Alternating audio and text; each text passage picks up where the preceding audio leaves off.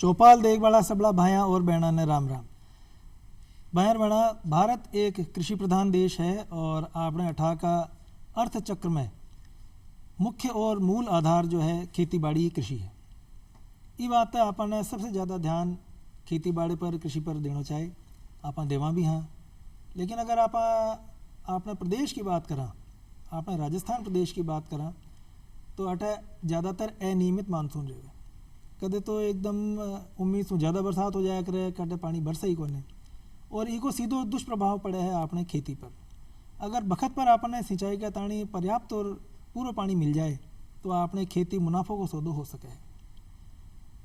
ई भावना ने पहचान माननीय प्रधानमंत्री जी 2015 में प्रधानमंत्री कृषि सिंचाई योजना की शुरुआत करी, जिन्हें आप पर क्रॉप मोर ड्रॉप के नाम से भी आज आप जाना है।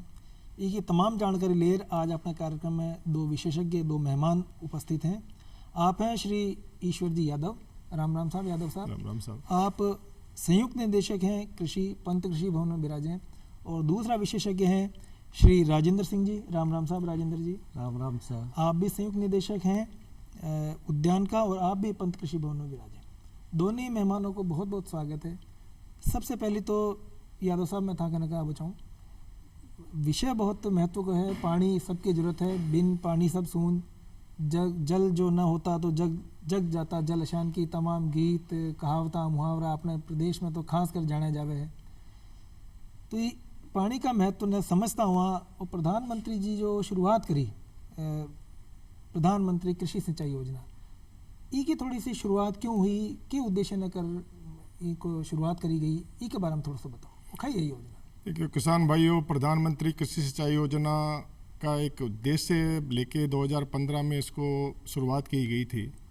पहले क्या ये कि विभिन्न विभाग थे। अब पानी की बात करते हैं तो पानी या तो भूजल है, अंदर ज़मीन के अंदर है, या सतही जल है जिसमें बरसात का पानी वो आता है। अब दोनों जगह हमारे पानी का कैसे प्रबंधन करना है वो है। तो जैसे अलग अलग विभाग थे तो अलग अलग अपने प्लान बनाते थे, अलग अलग करते थे। कोई विभाग जैसे सिंचाई विभाग है, सिंचाई विभाग प्लान बना रहा है जालोर के लिए, और कृषि विभाग प्लान बना रहा है पाली के लिए। तो उस पानी का प्रॉपर सदुपयोग नहीं हो पाता। तो इन सारी चीज़ों को देखते दूसरे विभाग भी जो इसमें जुड़े हुए हैं, तो प्रधानमंत्री जी ने सोचा कि ये अलग अलग विभाग हैं, अलग अलग प्लानिंग करते हैं और उसका लाभ किसानों को पूरा नहीं मिल पाता। तो इस उद्देश्य को सोच के 2015 में प्रधानमंत्री सिंचाई योजना की थी। तो उनको ये विभिन्न विभाग हैं, चाहे सिंचाई विभाग हो, चाहे कृषि विभाग हो, चाहे सॉइल कंजर्वेशन हो, कुछ फॉरेस्ट का एरिया भी आता है जो सीधा किसानों से जुड़ा हुआ है। तो उनको एक अम्ब्रेला के नीचे कैसे लाया जाए और एक अम्ब्रेला के नीचे लाके इनको जो भी है वो एक डिस्ट्रिक्ट के लिए कैसे प्लान बनाया जाए, स्टेट लेवल पे क्या प्लान बनाया जाए और ये प्लान बना के उसको कैसे एग्जीक्यूट किया जाए। तो इसके लिए एक वो किया था कि सभी विभागों का एक समन्वय हो और एक बेटर प्लानिंग हो जो किसानों को लाभ मिले जी। तो ये मोटा उसका उद्देश्य लेके एक अम्ब्रेला के नीचे ले किसानों को ज़्यादा से ज़्यादा लाभ कैसे मिले और पानी का कुशलतम उपयोग कैसे हो, इस चीज़ को लेके जो ये 4 विभाग हैं, इन चारों विभागों को एक अम्ब्रेला के नीचे लाया गया था। मतलब था को खेवा को मतलब यादव साहब यहाँ है कि देखो काम तो फैली भी हो रही हो, लेकिन वो ठीक तरीका से प्रॉपर तरीका से करवा के ताणी और एक छत के नीचे तमाम विभाग मिलकर किसानों के हित का ताणी काम कर सके, ये का ताणी यह योजना शुरू करी। जी राजेंद्र जी, मैं था यह जानना चाहूँ कि आज जो प्रधानमंत्री जी की बहुत खास महती योजना है जिन्हें आप प्रति बूंद ज़्यादा से ज़्यादा पैदावार की बात और हर खेत में पानी की बात प्रधानमंत्री जी कर रहे हैं, तो इसके अंतर्गत कौन कौन सी योजनाएं हैं जिनको किसान भाई बहन लाभ ले सके? देखो अभी इस योजना के बारे में विस्तार से आपने बताया।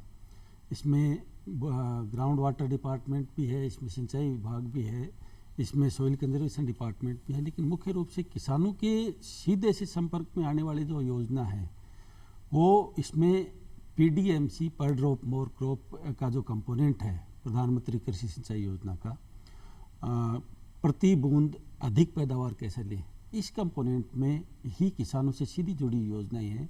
और वो भी 2 तरह की योजनाएं हैं। अपने राज्य की बात करें अगर हमारे किसानों के लिए, तो कृषि विभाग इसकी जो अदर इंटरवेंशन योजना है वो लागू करता है, जिसमें डिग्गी है, फार्म पॉन्ड है और पाइपलाइन है। इसकी योजनाएं किसानों के लिए हैं इसके तहत।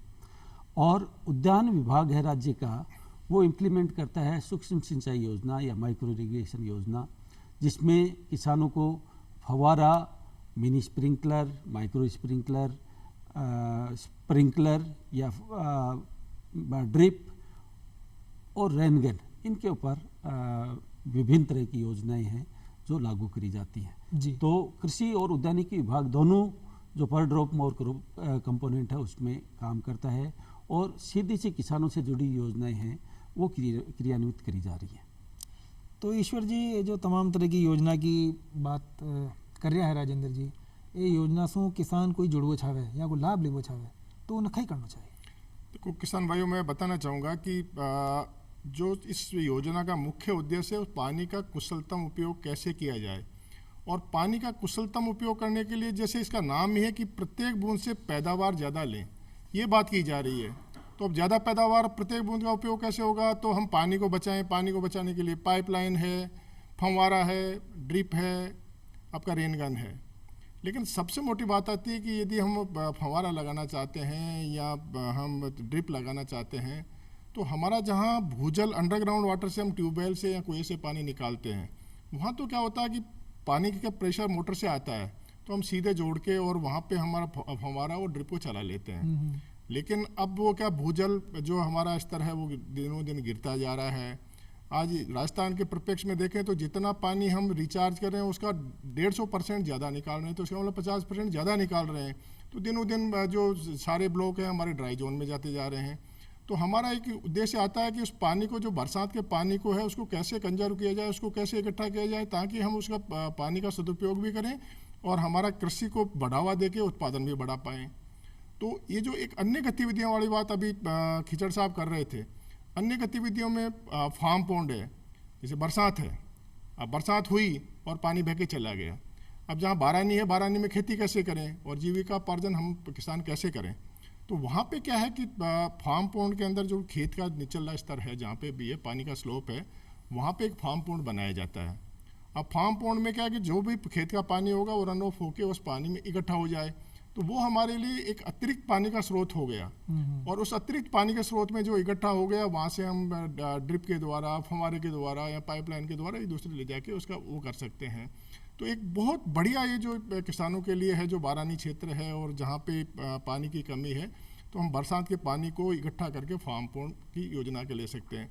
अब इसके 2-3 ऐसे मोटे फायदे हैं कि जो मैं बताना चाहूँगा कि उसमें एक तो फार्म पॉन्ड का एक, जैसे हमारा आपने कहा कि मानसून बड़ा है, कभी चला या नियमित है, चला गया, कभी पता नहीं है। अब यदि मानसून चला गया हमारा और हम ये मानते हैं कि जैसे अगस्त के आखिरी में चला गया और हमारी फसल फूलों वाले स्टेज पे है या वो है, पकने की स्थिति पे नहीं है, अब नहीं पके, बरसात चलेगी तो क्या हमारा खेत खराब हो गया, फसल खराब हो गई, हमारे को मिल नहीं पाएगा। यदि हमारे पास फार्म पॉन्ड है इस खेत के अंदर और बरसात के पानी को इकट्ठा कर लिया, तो अपन एक जीवन रक्षक, उसको जो सिंचाई है वो एक सिंचाई दे सकते हैं, और वो सिंचाई देकर हम उसको फसल बचा लेंगे, तो हमारा जो मानसून नियमित था उसको एक तरह से नियमित करने का हमारे को मौका मिल गया और अधिक पैदावार ले लेंगे। दूसरा सबसे मोटा फायदा है क्या कि अब बारानी है, बारानी में जो कुछ बरसात में हो गया वो हो गया, लेकिन यदि हमारा मानसून रेगुलर है और हमारी खरीफ की फसल पक गई और हमने एक फार्म पॉन्ड बना रखा है, यदि फार्म पॉन्ड में पानी इकट्ठा हो गया, तो हम उसके लिए हमारे जो जितना पानी इकट्ठा हो गया उसकी एक योजना बना के हम रबी के लिए क्रॉप ले सकते हैं कि इसमें सरसों बो सकते हैं, चना बो सकते हैं, गेहूँ कर सकते हैं, क्योंकि एक फार्म पॉन्ड है, उसकी एक साइज होती है, उसमें कितना पानी इकट्ठा होगा। तो ये एक जो बात आती है, तो वो किसानों के हमारे उत्पादन बढ़ाने में और पैदावार बढ़ाने में और हमारी किसान की विभूति कैसे हो, एक जीविकोपार्जन का साधन कैसे बढ़े, तो उसके एक बहुत बड़ा रोल अदा करता है। और इस पे लगातार राजस्थान सरकार इस पे थ्रस्ट भी दे रही है, और करीब करीब मैं जहाँ तक अभी राजस्थान में है, करीब 60,000 फार्म पॉन्ड बनाए जा चुके हैं। अब 60,000 फार्म पॉन्ड में यदि एक फार्म पॉन्ड का मैं मोटा सा भी देखूं तो 2 हेक्टेयर में भी सिंचाई करते हैं, तो 1,20,000 हेक्टेयर का अतिरिक्त सिंचाई का हो गया। बिल्कुल जी। इसके लिए इसमें प्रधानमंत्री सिंचाई योजना में तो है ही उसका सब अनुदान का, लेकिन राजस्थान सरकार अपनी तरफ से इस पर बढ़ के और दे रही है। अभी भी जो बजट की घोषणाएं हैं उसमें बजट घोषणा में किया गया था, और एक फार्म पॉन्ड जो कच्चा बनाते हैं उसमें कुल मिला के 63,000 रुपये हम एक फार्म पॉन्ड के लिए देते हैं, वो कच्चा बनाते हैं। तो और यदि जहाँ पे बालुई ज़मीन है और जहाँ पानी रिसाव से रुकता नहीं है, वहाँ पे 90,000 रुपये फार्म पूर्ण भी देते हैं। राजस्थान सरकार ने आगे बढ़ के कि यदि स्मॉल मार्जिनल फार्मर है, लघु सीमांत काश्तकार है, तो वहाँ पे उन्होंने कहा कि नहीं 10% हम एक्स्ट्रा और देंगे, तो 63,000 को बढ़ा के 73,500 हो गया वहाँ पे, और 90,000 को बढ़ा के 1,05,000 हो गया। तो ये काफ़ी जो अनुदान है वो दिया जा रहा है। उसमें पहले भी जो केंद्रीय योजना है उसमें से 10% टॉपअप के रूप में पहले दिया जा रहा है, और स्मॉल मार्जिनल को ले लेते हैं तो 10% और है, तो स्मॉल मार्जिनल को 20% का फ़ायदा हो गया। अन्य काश्तकारों को राजस्थान सरकार अपनी तरफ से 10% और दे रही है जी। तो एक बहुत बढ़िया ये है। और जो हम ये देखते हैं कि जहाँ हमारा पूर्वी राजस्थान है, दौसा है, सवाई माधोपुर है, ये है, वहाँ पे तालाब से सिंचाई होती थी। इधर हम भीलवाड़ा, चित्तौड़गढ़, डूंगरपुर, वहाँ पे सारे तालाबों से सिंचाई हो जाती, तो हम बरसात के पानी को इकट्ठा करके और ज़्यादा से ज़्यादा हम उसको कर सकते हैं। तो ये एक बहुत बढ़िया स्कीम है। राजेंद्र जी, इमें राज्य सरकार कौन सा नीतिगत परिवर्तन कर्या है ये योजना ने सफल बनावा के?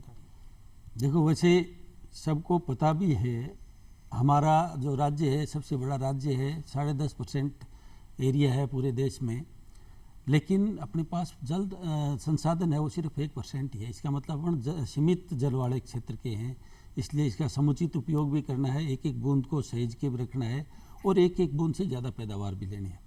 और इसी के तहत राज्य सरकार हर साल किसी न किसी रूप में जल के समुचित उपयोग के लिए कोई न कोई व्यवस्था ही करते हैं। इस वर्ष के लिए भी राज्य सरकार ने जो घोषणा करी, तो स्पेशल 11 मिशन घोषित किए राज्य सरकार ने, अलग जो कृषि बजट था उसमें, और उस 11 मिशन में से पहला मिशन था राजस्थान सूक्ष्म सिंचाई मिशन। और राजस्थान सूक्ष्म सिंचाई मिशन में ये कहा गया कि ज़्यादा से ज़्यादा क्षेत्र जो अभी तक सतही सिंचाई की करी जा रही है, सतही सिंचाई में चूँकि पानी का दुरुपयोग काफ़ी ज़्यादा होता है, तो पानी का दुरुपयोग कम से कम हो या उसी पानी से ज़्यादा सिंचाई करी जा सके। तो अगले 3 साल में राज्य सरकार ने यह निर्णय लिया कि 4 लाख किसानों को 1705 करोड़ का रुपए का राजकीय सहायता देके और उनको प्रेरित किया जाएगा कि राज्य की ज़्यादा से ज़्यादा सतही ज़मीन है उसको कन्वर्ट किया जाए सूक्ष्म सिंचाई योजनाओं में, फुहारा, ड्रिप, मिनी स्प्रिंकलर में। और इसके साथ एक बहुत यूनिक राज्य सरकार ने और निर्णय लिया जो किसी राज्य ने नहीं लिया है, कि हमारा जो प्रत्येक संभागीय स्तर है, संभागीय जो स्तर है, उस पर centre of excellence for micro irrigation, सूक्ष्म सिंचाई के उत्कृष्टता केंद्र खोले जाएंगे। वहाँ पर पूरी देश और दुनिया में जो समुचित जल उपयोग की जो गतिविधियाँ हैं उनके प्रदर्शन होंगे, वहाँ पर उसके मॉडल्स हैं वो दिखाए जाएंगे। किसानों को अलग अलग फसलों पे इससे संबंधित जितनी भी रिसर्च हुई है उसकी जानकारी दी जाएगी, ट्रेनिंग दी जाएगी। तो इस तरह से जितने भी साइंटिस्ट और राज्य के जो भी कृषि विशेषज्ञ हैं उनका और किसानों का समावेश वहाँ पर करके और ज़्यादा बेहतरीन तरीके से जल का उपयोग कैसे किया जा सकता है हमारे राज्य में, वो किया जा सकेगा। राजेंद्र जी, जटा पानी प्रचुर मात्रा में खूब है, पटाखा भाई बहनों से बात करा, मान लो बूंद बूंद सिंचाई की, स्प्रिंकलर सिस्टम की, तो वे माने समझ बाकी माने बात करवाई की जरूरत है।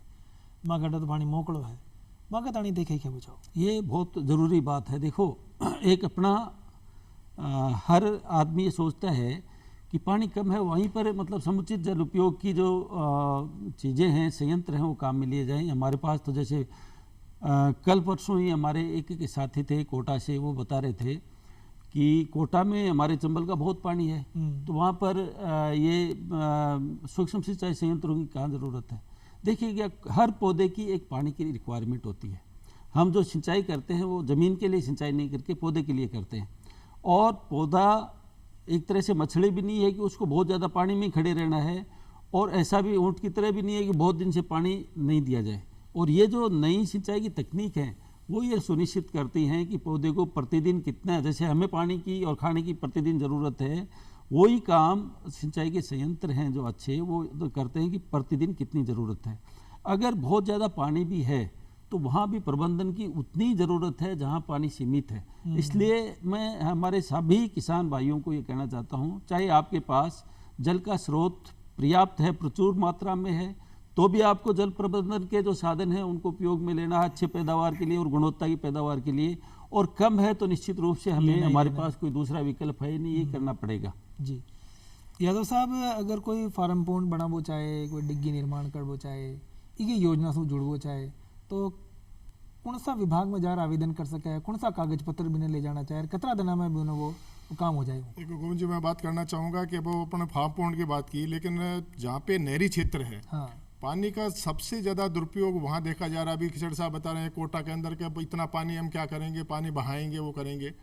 अब वहाँ पे हमारे को प्रबंधन की आवश्यकता है, लेकिन हम यदि गंग नहर को देखते हैं या इंदिरा गांधी नहर को देखते हैं तो वहाँ हमारी नहरें भी बनी हुई हैं और वितरिकाएँ भी बनी हुई हैं। वितरिका बना के और अब ये बात तो कर रहे हैं कि नहीं सूक्ष्म सिंचाई संयंत्र काम में लेंगे, लेकिन काम में कहाँ लेंगे? पानी को इकट्ठा करने के लिए पहले चाहिए ना कि सीधा वितरिका से तो हम फव्वारे और ड्रिप नहीं चला सकते। तो वहाँ एक अभिनव एक तरह से पहल की है राज्य सरकार ने कि वहाँ ज़्यादातर सब डिग्गियाँ बनाए और डिग्गियों में पानी इकट्ठा किया जाए और डिग्गियों से फिर जो सूक्ष्म सिंचाई संयंत्र हैं उनको चलाया जाए। अब वहाँ डिग्गी की बात करते हैं तो मैंने गंगानगर, बीकानेर और हनुमानगढ़ में देखते हैं तो वहाँ की ये पोजीशन है कि कहीं पे 10 दिन के अंतराल पे नहर आती है, कभी 15 दिन के है, कभी 20 दिन का अंतराल है। अब बात आती है कि यदि हमको सब्जी बोनी है और हमारे को तो 5वें दिन सिंचाई करनी है तो 15 दिन से आएगी तो हम तो सब्जी बो ही नहीं सकते। या हमारी कोई फसल है और उसको अभी पानी की आवश्यकता और मेरा तो 10 दिन बाद में नंबर आएगा तो वो फसल हमारी ख़राब हो जाएगी। तो ये एक डिग्गी ऐसी एक योजना है कि उसमें यदि पानी इकट्ठा कर लिया तो हमारे 10वें दिन पानी सिंचाई करनी है तो वो सिंचाई भी हो जाएगी। हमारे को 3 दिन के इंटरवल सब्जी बोनी है तो वो भी कर लेंगे। तो ये जो बात है, जब तक हमारे पास डिग्गी नहीं होगी या जब पानी को इकट्ठा करने के लिए कोई वो नहीं होगा स्ट्रक्चर, तो आगे इन सिंचाई संयंत्र पे हम नहीं जा पाएंगे।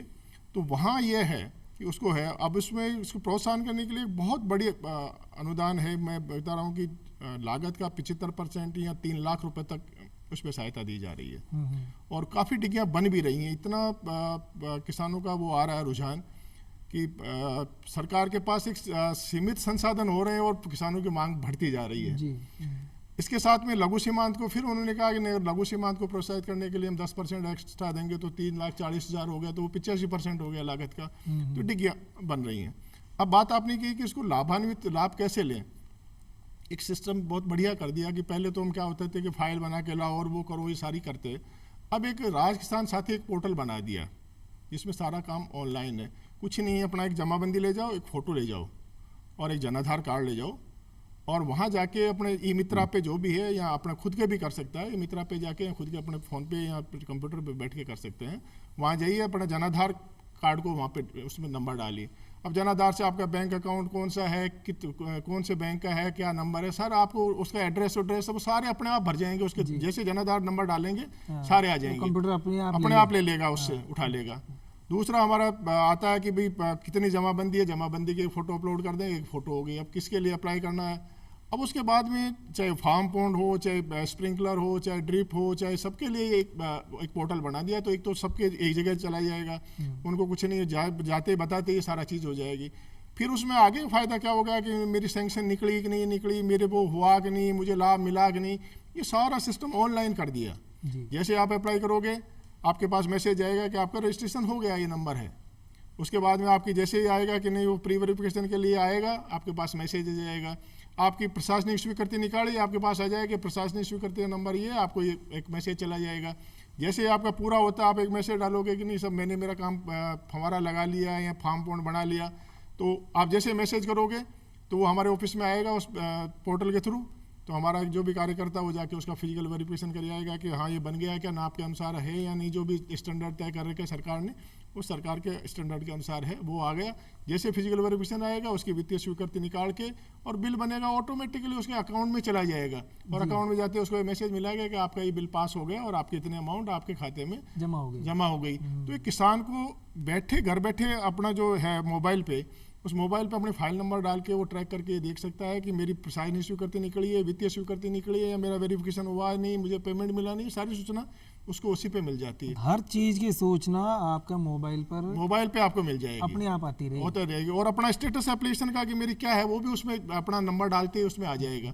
तो ये बहुत एक आसान उसको कैसे सरलतम और आसान बनाए, जैसे कि ये सरकार का प्रयास था और ये बहुत 2-3 साल से हम कर रहे हैं और ये अच्छा एक सफलतम प्रयोग है कि हम जो एक डिजिटल क्रांति आई है, किसानों को इसके साथ कैसे जोड़ें और हम कृषि को कैसे सुलभ और सहज बना सकें। राजेंद्र जी, स्प्रिंकलर, फवारा सिस्टम, बूंद बूंद सिंचाई का जो संयंत्र है वो के खरीद के ताणी भी ईशान की कुछ योजना, कुछ मतलब सहूलियत बना रखी है क्या आप? हाँ बिल्कुल, क्योंकि सबसे ज़्यादा इसी की ज़रूरत है पानी बचाने के लिए, फवारा हो चाहे ड्रिप हो चाहे मिनी स्प्रिंकलर हो। जैसे यादव साहब ने बताया, अभी वही एकीकृत पोर्टल है राज किसान साथी पोर्टल, उस पर अप्लाई करके जितने भी संयंत्र हैं सूक्ष्म सिंचाई के, उनके ऊपर जो कृषक स्मॉल मार्जिनल लघु और सीमांत कृषक, अनुसूचित जाति, अनुसूचित जनजाति और महिला कृषक, इन सब के लिए 75% अनुदान है। इसके अलावा अन्य कृषक हैं या बड़े कृषक हैं, उनके लिए 70% अनुदान का प्रावधान है और सारा सिस्टम ऑनलाइन ही है, तो उसके द्वारा हमारे काश्तकार इसका सीधे से फ़ायदा ले सकते हैं। तो बहुत लोगों ने इस बार आवेदन भी किए हैं, एक स्पेशल कैंपेन चलाया था 15 अगस्त के बाद में, तो उसमें बहुत लोगों ने आवेदन किया है और मैं जितने किसान साथी अभी हमारे से जुड़े हुए हैं उनसे आग्रह भी करना चाहता हूं कि भविष्य में भी कोई भी लेना चाहते हैं इन पे अनुदान सूक्ष्म सिंचाई संयंत्रों पे, तो अभी भी ऑनलाइन आवेदन कर दें, जो क्योंकि पहले आओ पहले पाओ की योजना है ये। तो जिसने पहले अनुदान किया है, अनुदान के लिए अप्लाई किया है या आवेदन किया है, उसको पहले फ़ायदा मिलेगा, उसके बाद में किया है तो बाद में। तो बहुत ज़्यादा इंतजार नहीं करें, आपको अप्लाई कर देना चाहिए, जितना जल्दी हो अप्लाई कर देना चाहिए। राजेंद्र जी, ये जो संयंत्र है ये खरीदवा में कौन सी सावधानी रखनी चाहिए और बरतवा में कौन सी सावधानी रखनी चाहिए? हाँ, ये ज़ोरदार बात है, सारे किसानों के काम की बात भी है। पहली बात तो जब आवेदन कर दिया उसके बाद में आपको संयंत्र क्रय करना होता है, तो हम उस संयंत्र पे ही अनुदान जारी करते हैं सरकार की तरफ से, जिस जो BIS मानक ब्यूरो से प्रमाणित हो। और इसके लिए ये व्यवस्था कर रखी है, चाहे फवारा चाहे ड्रिप चाहे पाइपलाइन, इन सब का रजिस्ट्रेशन पंजीकरण होता है उन निर्माताओं का जो कि BIS माल का निर्माण करते हैं। तो उनकी पूरी लिस्ट जो ही आप अप्लाई करेंगे तो उसमें आपको लिस्ट दिखेगी कि कौन से निर्माता से लेना है या उसके कौन से डीलर से लेना है। तो सबसे पहली बात यह है कि सिर्फ आप देखते ही ऐसे टिक नहीं करें, आपके क्षेत्र में जो निर्माता बहुत अच्छे से काम करता है और काम करके आफ्टर सेल सर्विसेज यानी कि विक्रय पश्चात सेवाएं भी अच्छी दे रहे हैं, तो कम से कम 3, 4, 5 जनों से आपको बात करनी है, जिससे आपको पता चल जाए क्या सेवाएं देंगे, किस तरह का प्रोडक्ट देंगे, किस तरह की टेक्निकल सर्विसेज देंगे। जो आपको सबसे बेहतरीन लगे उनका क्लिक करके और उनका चयन करना है। चयन का अधिकार किसान के पास ही है। रही बात रख रखाव की, डेफिनेटली जितने भी संयंत्र हैं उनका अगर कायदे से रख रखाव नहीं किया अपन ने तो उसकी लाइफ भी ज़्यादा नहीं रहेगी और अपन फ़ायदा भी पूरा नहीं ले पाएंगे। तो ज़्यादा रख रखाव का इश्यू आता है ड्रिप संयंत्रों में, तो उसमें मेरा जो 2 मोटी चीज़ हैं जिनका ध्यान रखना है, एक तो हेड कंट्रोल यूनिट में आपका जो फिल्ट्रेशन सिस्टम है उसको समय समय पर साफ करना और मेंटेन करना ज़रूरी है। और दूसरी चीज़, जब भी फसल ख़त्म हो लेटरल इकट्ठे करते हैं तो अवैज्ञानिक तरीके से वो नहीं इकट्ठी करें, उसको उसके लिए ड्रिप रैपर आता है, उससे इकट्ठा करें, जिससे कि उसकी लाइफ 10 साल 15 साल 20 साल तक बनी रहे, नहीं तो 1-2 साल में वो ख़राब हो जाती है। इसी तरह फवारा है संयंत्र, उसमें खास करके नोजल है, उसकी भाई मिट्टी में ज़्यादा नहीं गिरने दें या उसके साथ मिस हैंडलिंग नहीं हो, ये चीज़ ध्यान रखने वाली है। बाकी अपने जो क्षेत्र में कृषि विभाग के जो तकनीकी अधिकारी हैं और जो आपको आपूर्ति करता है उनसे भी संपर्क में रहें कि अच्छे से इन संयंत्रों का सबसे ज़्यादा सदुपयोग कैसे करें और रख रखाव कैसे करें। अच्छा, कोई एक बार से ज़्यादा अगर ऊपर अनुदान या एक योजना को 2 बार लाभ लेना चाहे तो संभव है? वैसे तो किसी भी योजना एक बार काश्तकार ले लेता है तो दोबारा वो उसका पात्र नहीं होता, लेकिन खास करके सूक्ष्म सिंचाई में आप लोगों को बताने वाली बात ये है कि आपने अगर संयंत्र आज से 10 साल पहले लिया है या 7 साल पहले लिया है तो आप पुनः पात्र हो जाते हैं। ये मानते हैं कि हो सकता है आपका संयंत्र है इतने दिनों में कार्य करने लायक नहीं रहा हो, तो कोई काश्तकार एक तो 7 साल तक संयंत्र को काम में लिया है जी, तो दोबारा ले सकते हैं। और दूसरा अगर 5 हेक्टेयर की इसमें सीमा है, एक काश्तकार ज़्यादा से ज़्यादा 5 हेक्टेयर ले सकता है, तो 2 हेक्टेयर लिया है तो अगले 3 हेक्टेयर के लिए फिर अप्लाई कर सकता है। तो 5 हेक्टेयर की सीमा में भी दोबारा अप्लाई कर सकता है। तो किसान भाइयों देखो, इंदर राजा तो बखत बखत पर आपकी मेहरबानी जड़ के रूप में आपने पृथ्वी पर बरसावई है। ज़रूरत है आपने प्रदेश में जल ने सहेज राखवा की। और जो अबार यादव साहब बताया, राजेंद्र जी बताया कि भाई विभिन्न प्रकार का माध्यमों से आपने फसल में कम से कम पानी में ज़्यादा से ज़्यादा फसल उत्पादन आप कहाँ ला सका है। वो कतानी कैसी फसलें आपने लेनी चाहिए, कौन कौन सी किस्मों को चयन आपने करना चाहिए, आप भी कृषि वैज्ञानिक सिफारिश करे है। ये तमाम बातों को ध्यान रखा तो बहुत दूर कोने जब आप कह सका कि भाई मैं खेती और किसान हाँ और मैं मुनाफा की खेती कर रहा। ये भावना के साथ ही दोनों मेहमानों को बहुत बहुत धन्यवाद। चौपाल और बखतौर पुरो दो इजाज़त, राम राम।